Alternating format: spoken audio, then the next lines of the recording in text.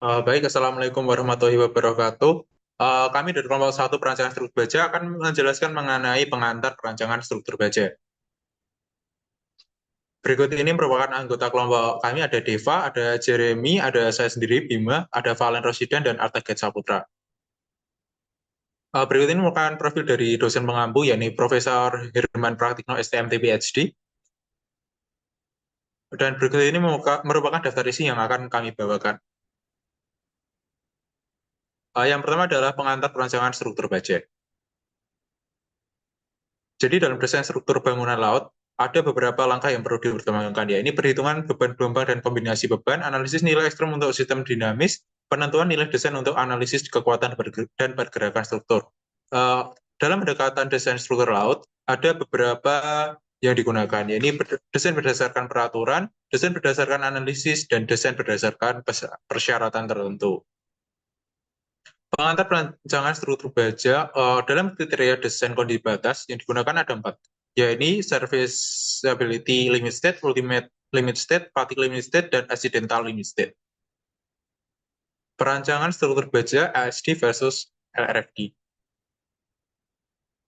ASD atau Allowable Strength Design merupakan sebuah metode yang menggunakan hasil pembagian antara nominal strength dan safety factor untuk mendapatkan allowable strength.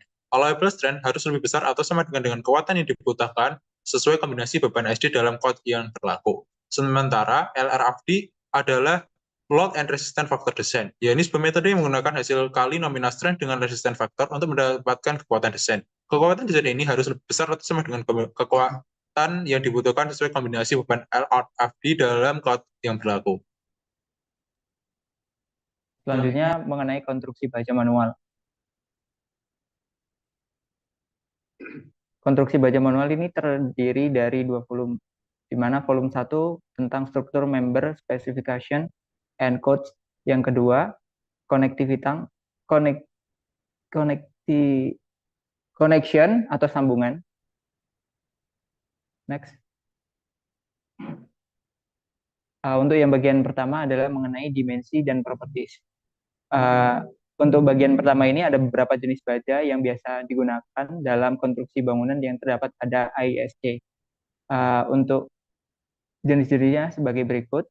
Untuk bagian yang kedua, hal-hal pokok dari LRFD, yaitu bagian ini menjelaskan tentang dasar-dasar dari desain faktor, beban, dan ketahanan dari struktur baja. Yang bagian ketiga mengenai desain kolom.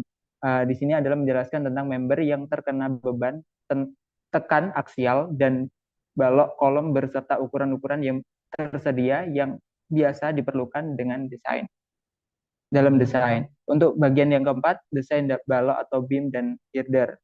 Untuk yang kelima, desain gabungan. Yang keenam, spesifikasi dan code. Yang bagian ketujuh, mengenai data dan tabel matematik. Selanjutnya, perancangan baja, ASD, dan LRFD.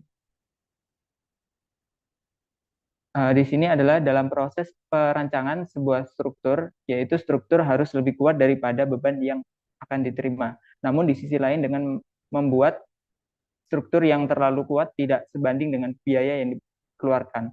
Maka dari itu, baja harus dirancang sesuai dengan kebutuhan yang cocok dalam segala aspek, baik keselamatan, ekonomi, maupun kekuatan. Dengan kegiatan untuk mencapai berbagai aspek, digunakan aspek atau konsep LRFD yang memiliki persamaan sebagai berikut. Yaitu resisten and design factor. Next. Untuk resisten and design factor dari ASC 7 2002 memiliki persamaan sebagai berikut, di mana persamaan di atas menggambarkan bahwa dalam persamaan umum RFID, beban yang ada diberikan dalam notasi I dan merupakan hasil penjumlahan. Ini menunjukkan bahwa dalam konsep RFID, beban-beban yang memiliki masing-masing safety factor yang berbeda. Pada RFID ini memiliki 7 persamaan, di antaranya sebagai berikut dan keterangannya seperti di samping. Next. Untuk selanjutnya adalah RFID spesifikasi ISC. Next. Untuk LRVD spesifik ISC memiliki persamaan sebagai berikut dan keterangan sebagai berikut. Next. Pada LRVD ISC memiliki persamaan 6 dan keterangan sebagai di samping. Pada LSBD spesifik ISC memiliki 6 kombinasi di mana masing-masing efek beban dapat dikelompokkan berdasarkan perbedaan faktor beban. Tidak hanya masing-masing efek beban yang mempunyai perbedaan faktor beban, tetapi juga nilai dari faktor beban untuk bagian efek beban tergantung pada kombinasi beban yang diizinkan. Next. Oke, selanjutnya adalah probabilistic basic of load and resistance factor. Nah, yang dimaksud dari ini adalah bahwasanya spesifikasi faktor ketahanan dan faktor beban oleh ISC didasarkan pada konsep peluang, di mana perhitungan faktor ketahanan meliputi ketentuan dari material properties, teori desain, dan praktek fabrikasi, serta konstruksi yang tidak tentu. Nah, dapat dilihat dari diagram di samping bahwasanya untuk sumbu X dan sumbu Y adalah absis dan ordinat. Untuk X-nya adalah nilai sampel, sumbu Y-nya adalah frekuensi, di mana dengan sampel yang cukup, ordinat dapat merepresentasikan probabilitasnya kejadian. Nah, adapun rumus-rumus yang perlu diperhatikan adalah sebagai berikut. Ada 4 rumus. Lalu di dalam mencari peluang juga terdapat distribusi frekuensi kejadian, di mana jika distribusi frekuensi digantikan secara teoritis dengan fungsi menerus dengan perkiraan data yang lebih teliti, maka diagramnya akan berubah sebagai berikut. Dengan adanya rumus seperti yang pada gambar. Oke, lalu ada juga distribusi frekuensi load dan resistance atau Q dan R.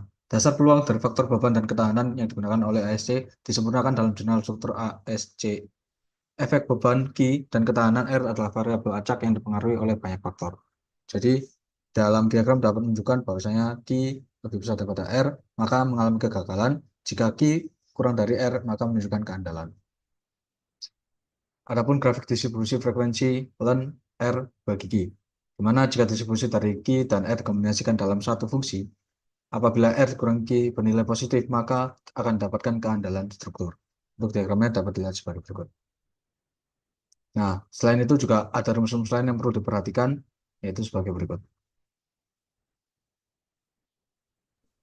Lalu selanjutnya ada working stress design atau load-based stress design. Next. Working stress design atau WSD adalah metode desain yang didasarkan pada tegangan kerja maksimal yang diizinkan dalam material di bawah kondisi pembebanan normal. Konsep yang ini berasal dari pendekatan elastis, di mana struktur diasumsikan berperilaku secara linear elastis hingga batas keamanan tertentu, yang mempunyai karakteristik sebagai berikut. Next. Dan punya persamaan umum yaitu sebagai berikut. Lalu ada load-based stress design atau ASD, adalah metode desain yang hampir sama dengan WSD tetapi lebih umum digunakan dalam standar desain modern. Dalam pendekatan ini, struktur dirancang agar akibat beban kerja tetap berada di bawah tegangan izin yang sudah dikurangi dengan faktor keamanan dan mempunyai karakteristik sebagai berikut. Dan mempunyai persamaan sebagai berikut, yaitu P per A tidak lebih sama kurang dari FY per faktor keamanan atau safety factor.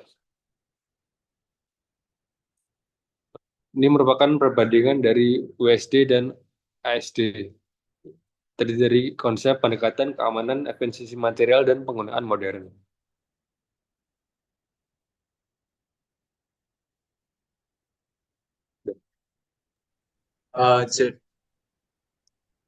Jadi semua materi yang kami ambil ini bersumber dari buku karangan Bapak Hadi Widodo atau Pak Yoyo yang berjudul Perancangan Struktur Baja. Terima kasih atas perhatiannya. Kurang lebihnya kami mohon maaf. Wassalamualaikum warahmatullahi wabarakatuh.